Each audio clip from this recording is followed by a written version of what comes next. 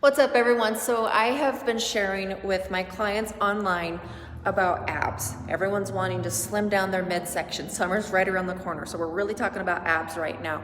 And I've had people want to know what the best way to train your abs are. And then I've also talked about the ways to effectively train them. And then what if you're getting low back pain? This is very common. I always get questions from my clients in that they're doing these certain ab exercises and they're like, it hurts. I don't know what I'm doing wrong with my low back. So I wanted to show you. Okay, first of all, hopefully I put my headphones in. This room kind of echoes, so hopefully this doesn't sound too bad. First thing, your abs are built to stabilize your body, okay? So they're to protect you from going this way, forward, and backwards. So let me just try to prop you up. I'm working solo today, so I'm gonna have to work my magic, okay? So it's going to help you go from here, here, right? And then here. So it's our stabilization. It's our core of our whole body. And the key thing when you're doing ab exercises, like leg raises, is that you want to use your abs enough that your low back doesn't arch. This is the number one thing with leg raises. So first, my top 3 exercises that I'm going to have you do to train your abs to get stronger, to avoid low back pain, and to be better in all of your big lifts like squats and deadlifts is planks. Any sort of plank, forward plank, side plank, moving planks, all planks, okay? Second, leg raises, where you lay on your back and you raise your legs up and down. And I'm gonna show you all of these too really quick before my next client comes here. And then the third is taking the leg raise to the next step, and you've got like your hanging versions of like a Roman chair could be a very basic one. You go from a Roman chair to a hanging knee raise, to a hanging leg raise, to a hanging toe to bar, okay? Ultimate extreme is toe to bar, okay? But let's start with planks. So key things with planks. Starting out with your knees and your elbows is the basic floor plank. Now, if you do not do well with planks, anything elevated, right? So think of like a push-up. When you do push-ups on the ground and you're like this, it's super, super hard, right? But if you maybe were to go put your hands on your kitchen counter and you do a push-up and you're like this, it's a lot easier. So same thing with planks. If you are in a plank position on a box or a bench, it's gonna be a little bit easier. As you get stronger, you can get closer to the floor, and then you can be on your knees and your elbows or your toes and your elbows, okay? So any version of plank. My number one thing I want to talk about plank, I'm not going to bore you to death. By the way, did you know the world Guinness record for the longest plank is like over 4 hours? Like, props to that girl. Who has that much patience to do that long of a plank? No, thank you.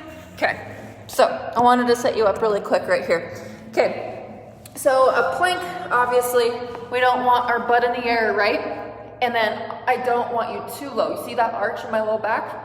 We're trying to avoid that, and that's what's gonna cause a lot of pain. Your core is designed to keep that solid without doing this, okay? So right there, abs are really engaged, and then don't forget about all your other muscles. Don't forget about, I'm like talking on the ground. Don't forget about your legs and your glutes and your shoulders. Everything should be flexed on a plank. Now, my number one pet peeve with a side plank is that everyone's butt is back, okay? So a side plank, I want your knees, hips, and shoulders all in a straight line. And you're not gonna be able to see this today. Go to my YouTube channel. I have some videos on planks. But you want everything in a straight line. I don't care if you're here on your knees or if you're on your toes, but everything is in a straight line. Ladies are always really famous with putting their butt back, so it's like a zigzag. No, okay? Make sure everything's in line. All right, hey Amy. Okay, then leg raises. Okay, so this is what my newer client, Chris, he messaged me. Yes, I train men. He was doing leg raises. Leg raises can be done on a bench where you hold your bench right here, right? Or they can be done on the floor. The number one thing, and I'm gonna try to get this in here, is when people are doing leg raises, they let this happen. You see all of that space right here? So If you are doing these for the first time and you're not very strong, what you're trying to do is legs straight. So let me try to show you. Oh, let me put my finger over the camera. Okay, so legs straight, right? That's the ultimate hard version of a leg raise. If you can do it and your back is neutral, rock star. You get an A+. Now, if you can't and you're like, okay, Allie, how do I fix this?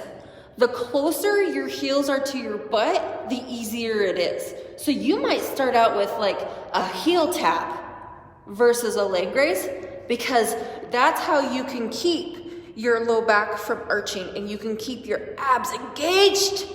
And then as you get stronger, you'll slowly straighten out those legs. And then ultimately, you'll be a full-on badass with your legs straight and your low back neutral, okay? Ladies are terrible at this. You know why we're terrible at this? It's because we walk around with our butts stuck out all the time. It's like we were taught that it made our butts look good, so we just like walk with our butts propped out, and then you try to do a leg raise in that same position, and your back is like, no thank you, it hurts. So leg raises, the closer your heels are to your butt, the less pressure it is on your low back, and that's the goal for leg raises, is that you shouldn't, you know, like little twerking movement right there, you shouldn't be doing that. Your abs should be engaged and your back neutral, okay? You don't have to smash, sorry, put my finger over the camera again. You don't have to smash your low back to the ground, but keep it neutral. That's a key thing if you want strong abs. Now, take that to the next step. So let's say, Allie, I'm really good at leg raises on the floor and that does nothing for me. Bring it on. What else do you have for me, right? So then you do hanging. Hanging is going to incorporate a lot more of your body. And I can't show you this, but imagine you hanging from a bar, a pull-up bar, and you're nice and straight, no swinging, and you're gonna bring your knees up. So keep them straight, right? And then you're gonna bring your knees up. And that's it. And again, lowering them without swinging. That's the hard part, is without swinging. Ask any of my clients. That will take it to the next step. And then as you get easier with that, if that gets easy, then instead of your knees going up, this is like the world's worst demonstration right here, you're welcome, then you're gonna do straight leg. So basically a leg raise, but you're hanging instead of on the ground. So notice, my top 3, I did not mention crunches in any of that, any of it. So crunches, they burn, they're good ab exercise. They make us feel like we're really working our abs. But in order to strengthen your core, to really benefit, to have better posture, to have a stronger core for squatting, think of all your big lifts, your squats and your deadlifts. What is your core doing? It's straight, right? Like you don't want it in a crunch position. That's what we're trying to avoid. So imagine you're always training your core in a crunch position. How are you supposed to then expect it to be able to be in a straight position when you lift?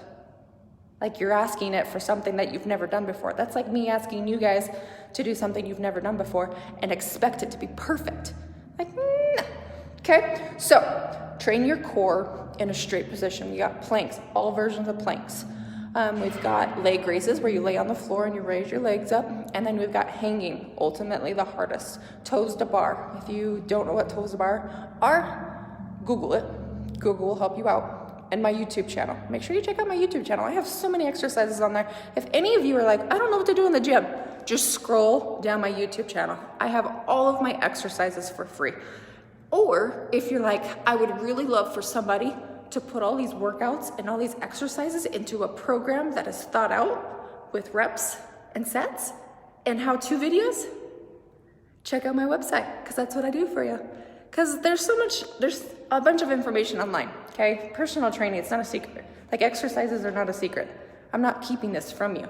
But the hard part is grabbing all of this information and then putting it together. That's the hard part.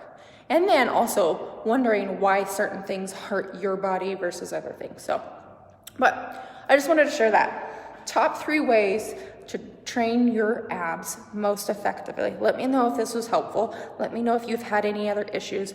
Leg raises with low back pain is the #1 complaint I always get. And my client Chris last night, when he messaged me, I go, you know what? I haven't seen you do it, but I'm gonna bet 99% the reason why it hurt you is because you're arching your low back, because it happens with 99% of my clients. So I don't have to see you to know. I've seen enough clients do it. So, okay? I hope you're all having a wonderful Thursday. This guy here, he works out. He's got a German Shepherd service dog with him. It's so cute. I have the hardest time not petting German, like any service dog. But he's like, and the dog is so good. He just lays there and does nothing. I'm like, damn, I wish my dogs did that. There's no way my dogs could ever pass as a service dog. No. All right, okay. Well, I hope this lesson was easy to incorporate. That's what I meant to say. I also hope that it was beneficial, and I hope you're all having a wonderful Thursday. And my client should be here soon, so time to kick the butt. All right, bye.